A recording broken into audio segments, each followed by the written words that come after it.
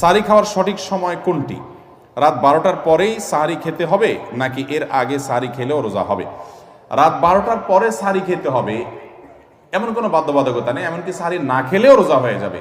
কিন্তু সাহরি খাওয়ার সময় হলো শেষের দিকে। নবী করিম সাল্লাল্লাহু আলাইহি ওয়াসাল্লাম বলেছেন, এই উম্মত ততদিন কল্যাণ থাকবে যতদিন তারা শেষে সাহরি করবে। শেষে সাহরি করবে মানে কি?